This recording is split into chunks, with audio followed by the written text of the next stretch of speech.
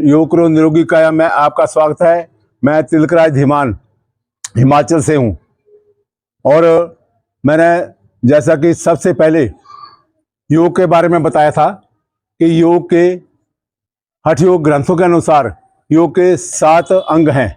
षटकर्म,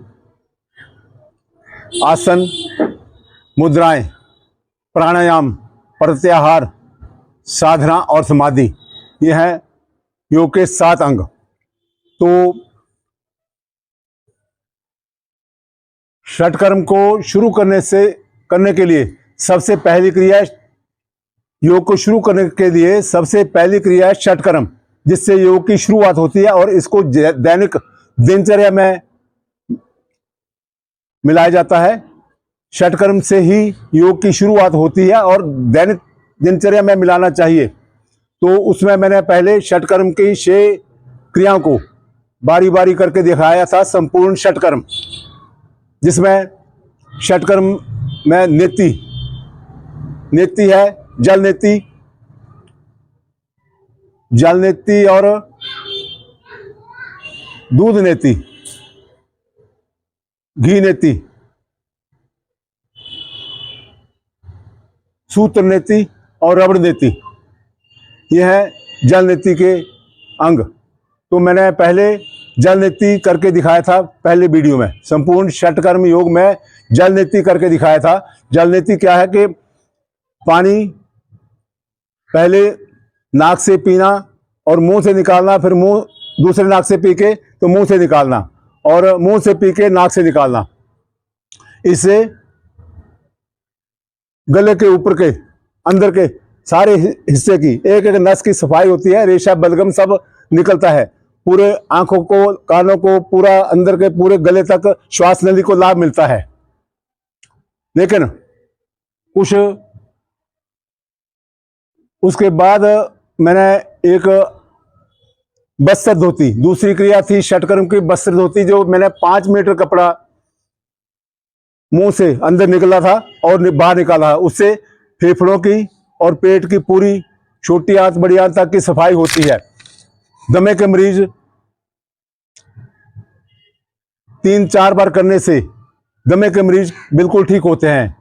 इसमें कोई शंका वाली बात नहीं, कोई संदेह वाली बात नहीं।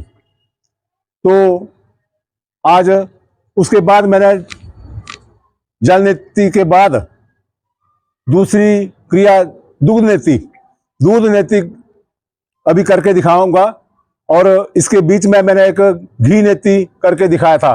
घी नेति था, घी 1 चम्मच या 2 चम्मच नाक से पी के तो सांस ऊपर को खींचना और फिर दूसरे नाक से पी के सांस ऊपर को खींचना। उससे घी का जो है पूरा असर जो है पूरा ये यहाँ से ऊपर के पूरे एक एक नस को लाभ मिलता है। और जल नेति में सांस को बाहर फेंका जाता है, कपालभाति के बाद ऐसे सांस को बाहर फेंका जाता है, अंदर पूरा सांस लेके ऐसे बाहर को फेंका जाता है। लेकिन दूध नेति और घी नेति के लिए इससे सांस को अंदर खींचा जाता है। जैसे कि मैंने घी नेति वाली वीडियो में दिखाया था, सांस को ऊपर खींचना है, घी पी के नाक से पीने के बाद सांस को ऊपर खींचना है जोर से, ऐसे करके दिखाया था। तो अभी अगली क्रिया है नेति की दूध नेति। दूध नेति क्या है कि नाक से दूध पीना, पहले एक नाक से पीना फिर दूसरे नाक से पीना। लेकिन एक बड़ी विडंबना की बात है कि आज देखने में आ रहा है कि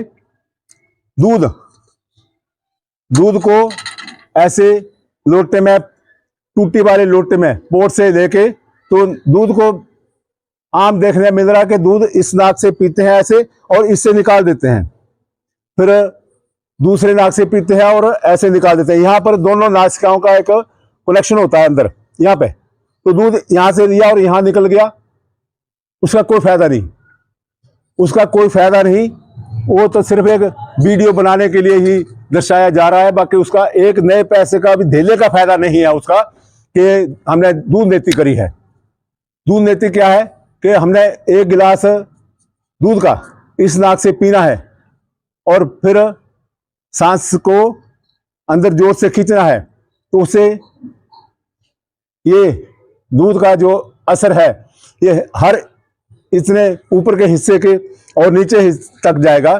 तो इसका लाभ पूरे एक एक नस को लाभ मिलेगा। एक गाय का दूध है, तो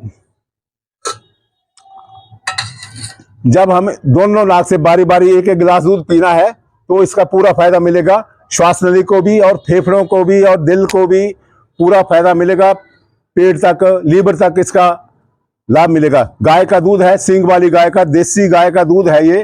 तो इसको हमने ये हल्का गर्म किया हुआ है।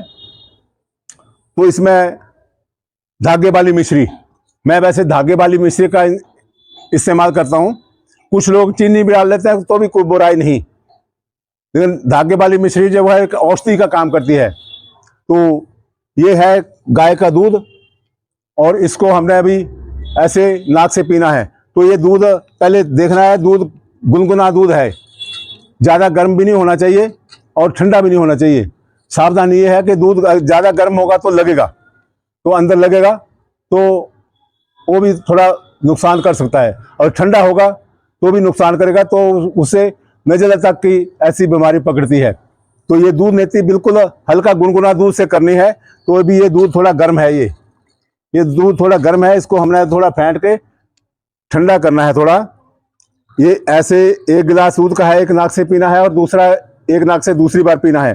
तो ये थोड़ा ज़्यादा गर्म है, इसको थोड़ा ठंडा करना है। ये छना हुआ दूध है, दूध को गर्म करके ठंडा करके थोड़ा छन्नी से छानते हैं ताकि इसमें मलाई ना रहे। अगर मलाई रहेगी तो अंदर अटकेगी तो नुकसान कर सकती है, दोबारा सांस भी रुक सकता है।